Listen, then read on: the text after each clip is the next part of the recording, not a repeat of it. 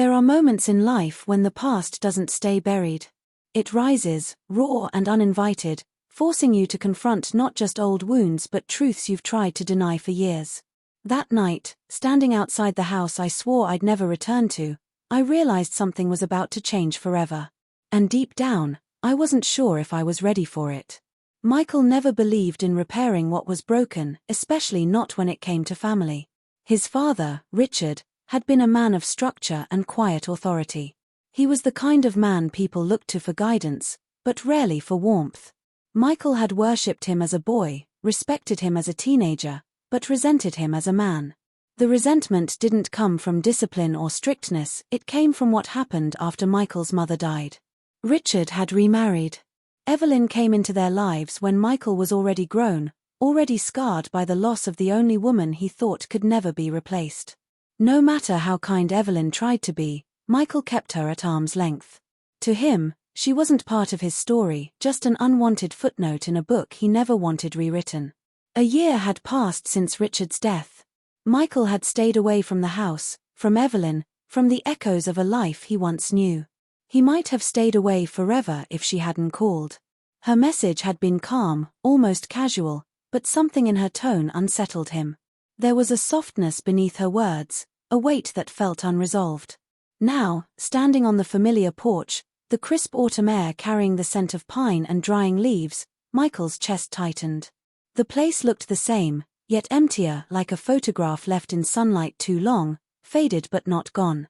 He raised his hand and knocked, the sound sharp against the heavy silence of the night. The door opened quickly. Evelyn stood there, composed but with shadows under her eyes. Her dark hair was pulled back, strands falling loose, and though she was trying to look strong, Michael could see the quiet exhaustion in her. "I wasn't sure you'd come," she said softly. Michael didn't answer.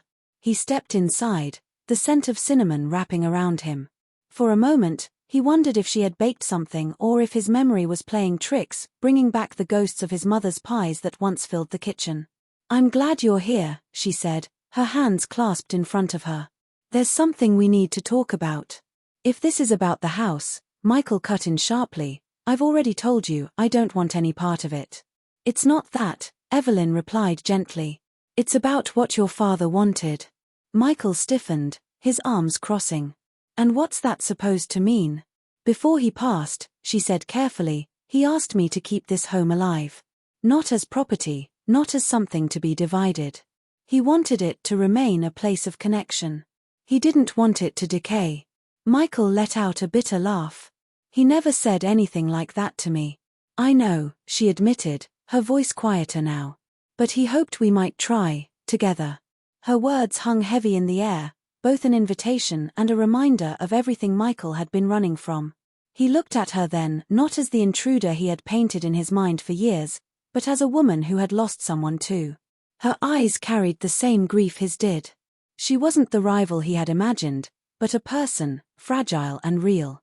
"I don't know how to do this," he said finally, his voice cracking despite himself. "I'm not asking for anything big," she said. "Just a chance to honor him, together."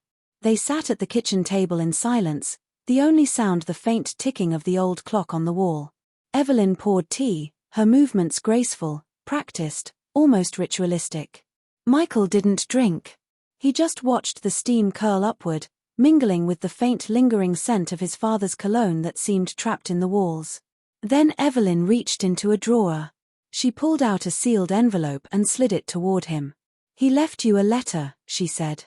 Michael stared at it, hesitation heavy in his chest, before finally picking it up. The handwriting was sharp, deliberate, unmistakably his father's. "Michael," it began. "I know there's pain you carry, much of it tied to me. I never meant for Evelyn to replace your mother. I only hoped to find joy again. Love isn't betrayal, it's a second chance. Take care of her. Not out of duty, but because she deserves kindness. Dad." Michael's throat tightened. His father had never been one for long talks or soft words, yet here it was, an apology, a confession, a plea.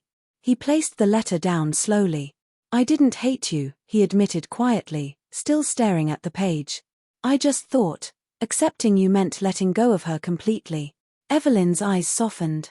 She reached across the table, her hand brushing close to his, though she didn't touch him. You don't have to forget to move forward, she said gently.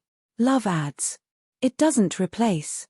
The words struck deeper than he expected.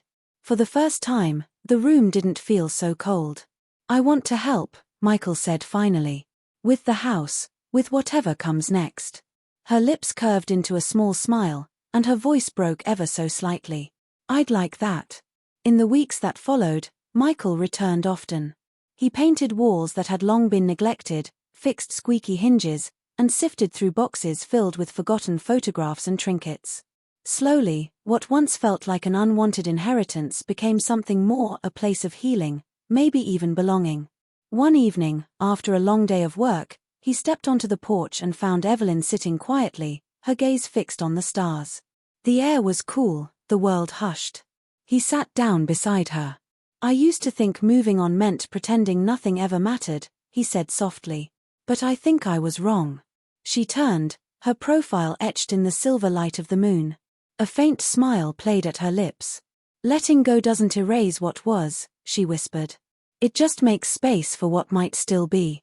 Michael's breath caught, not because of the words, but because of the way she said them, with hope, with a quiet strength that drew him in. For the first time in years, he believed it. The house wasn't just his father's legacy.